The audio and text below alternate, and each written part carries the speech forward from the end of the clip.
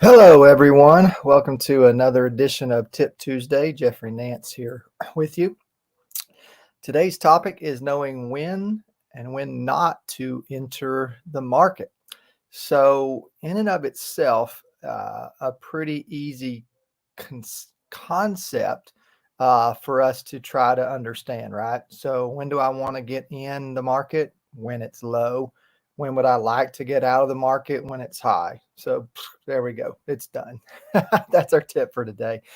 The reality is kind of determining when those places might be occurring is quite a bit more difficult. And in fact, it's something that most people really, really struggle with. And the reason for that is that most of the time, the market begins its turn from its peak. So if you'll imagine, a mountain. So you've got the climb, and that's our bull market. But then once we get to the peak, then it starts to tail off. You come down that other side, and it's when it starts to come down the other side that most people still feel like everything around them is good. So the economy is still going well. People still feel good about the economy. And then all of a sudden it starts to turn. And that really kind of throws them off because they're like, well, why is the market going down? Why are things not, going my desired direction? They're just kind of starting to realize, oh, maybe this is kind of headed the opposite direction. So a lot of times they miss that pivot. And then when we get down to the other side, so generally speaking, now it turns into a major correction or even a bear market. Now, the length of that bear market is obviously going to vary due to a number of factors. Most of our bear markets over the last 10 years have been very short lived, really within like a few weeks, a few months.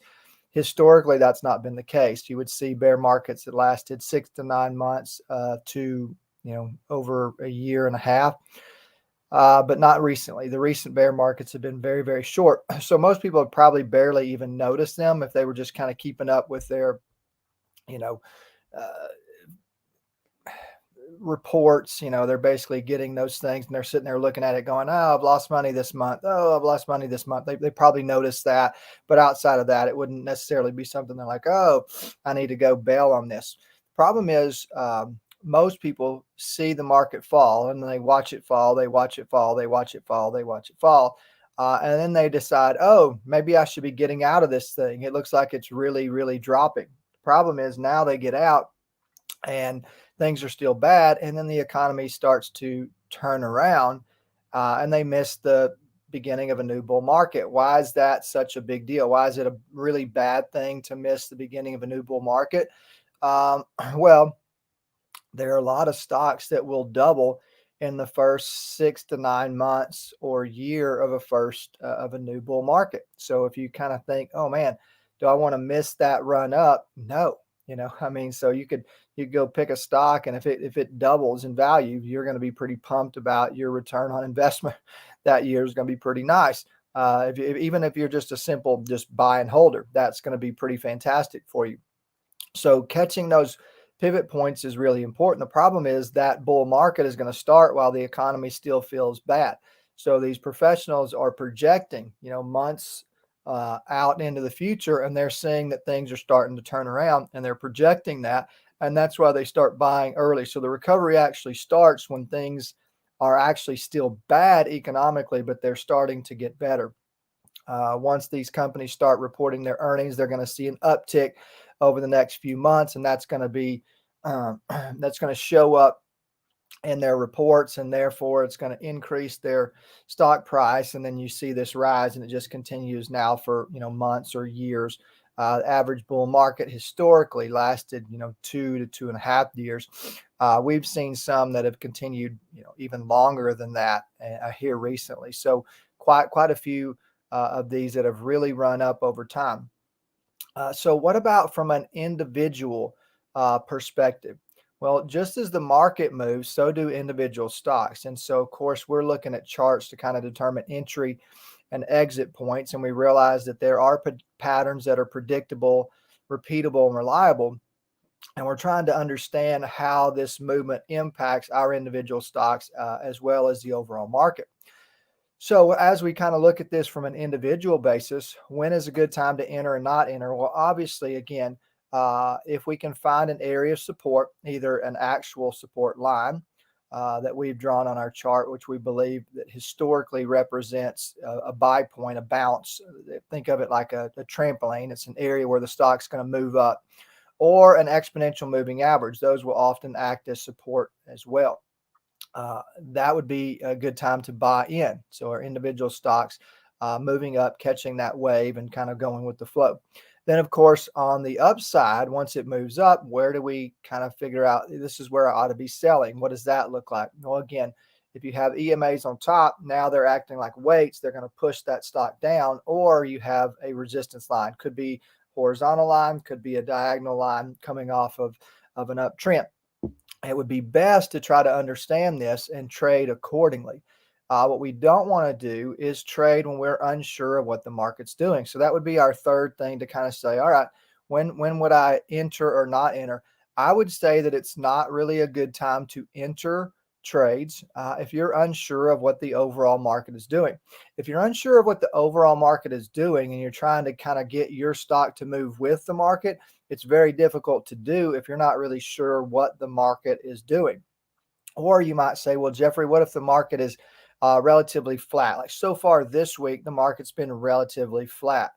What do I do in a time like that? Well, it depends on your individual skill set. There are some trades out there that actually benefit from a bit of a sideways movement. So if you're familiar with those types of strategies, you could certainly employ those, and you would probably be in pretty good shape using those. So that's one way of looking at it. Or you just say, you know what, I'm just not really sure about what I'm seeing. And in general, if you're not really sure about what you're seeing, that's not a good time to enter or exit, but particularly to enter trades.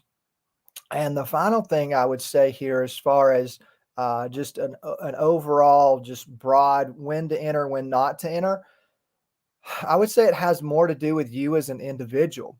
What I've found in over a decade of working with our students is almost nobody trades well when they are going through an emotional time. So, if things are difficult in life right now, you're going through that season, that's probably not a good time to enter and exit trades. If there are things that are going on in your life personally, you're dealing with some health issues, you're dealing with family issues, that is not a good time to enter the market. What I have found is that most people trade very, very poorly in those times. So even if you might sense, you know what, the market's doing pretty good for whatever reason, because I think we're emotional, because we're not really thinking clearly, we have a tendency to not trade well in those settings. So I would say that is also not a good time to enter the market. So if you feel like, man, I'm not really up on this, I'm distracted, I've got a lot of things going on in my life, I'm very busy right now, that may not be the best time to enter or exit the market. So what we're going to do here for just a little bit is I'm going to actually go out here and just kind of show you what a lot of people do and why particularly what we call amateur investors. And this is just people that are, just they don't really have much knowledge. They don't have a lot of skill sets, what they tend to do and why trading is so frustrating for them. So what you'll see here on this screen, and I'll try to make it even bigger here for us, is what the S&P has done, and the S&P is generally speaking just the broad market, so it gives us an idea of what 500 of the best companies are doing, and it generally acts as as a wave. So if you can imagine that you're out there on the beach, what are most people doing? They're riding the waves in. So whether that's like paddle boarding, or they're surfing, or they're just swimming with the current or playing in the water, they're going to move with the current. And that's basically what we're trying to do. So we're trying to understand, what is the general current doing? Most stocks are going to go with the flow. So we're trying to get a sense of what the overall market's doing. So here's the problem. If you guys can see right here, it's very easy to see that this was a bear market. Now, this is what most of us now refer to as the COVID bear market. It did not last very long. It was basically a month long.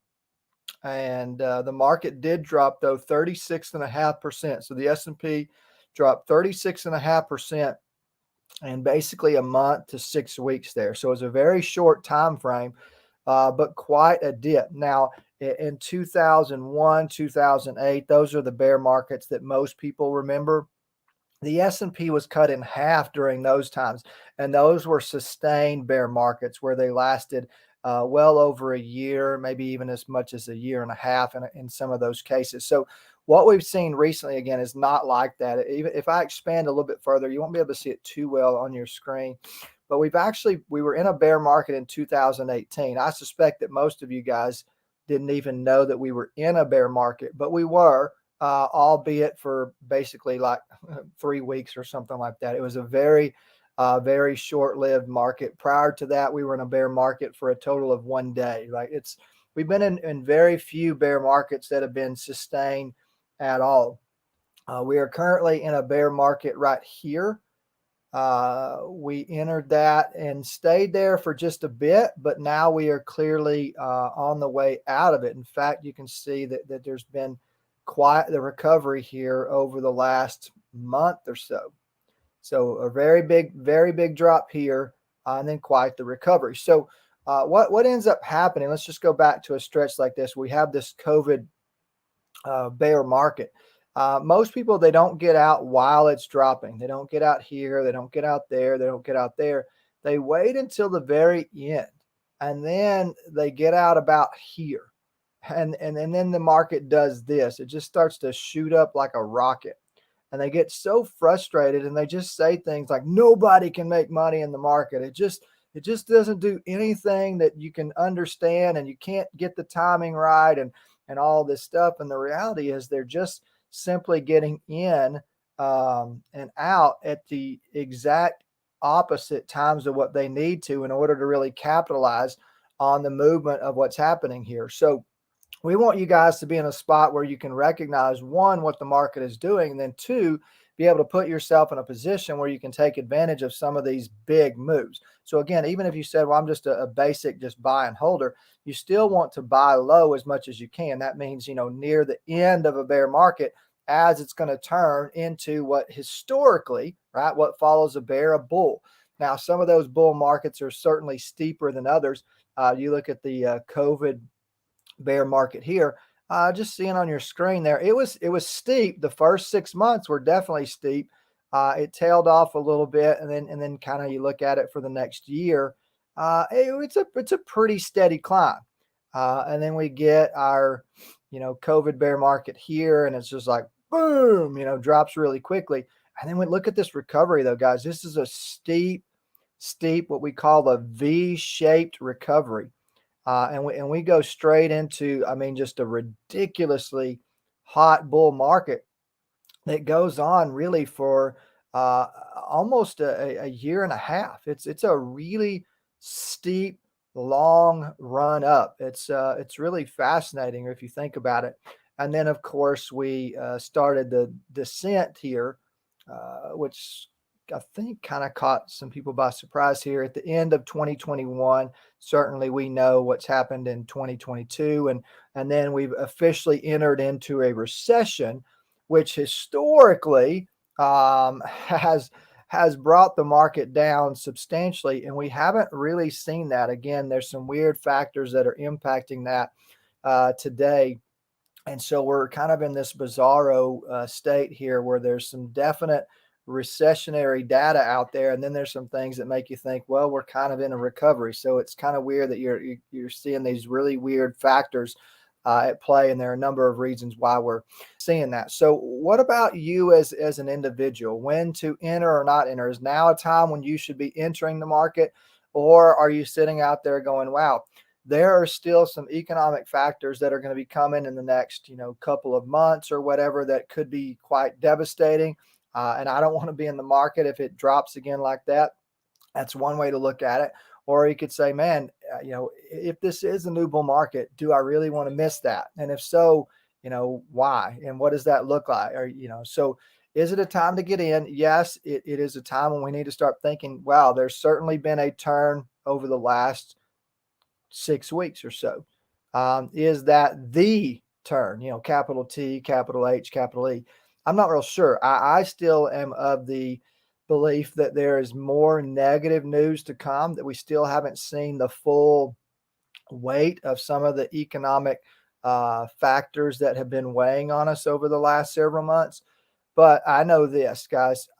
I've learned this over time, that you cannot let your thoughts, you cannot let the market um, news dictate what you're going to do in the market if you want to follow the market. So if you're wanting to go with a flow, you've got a chart, you've got access to a chart.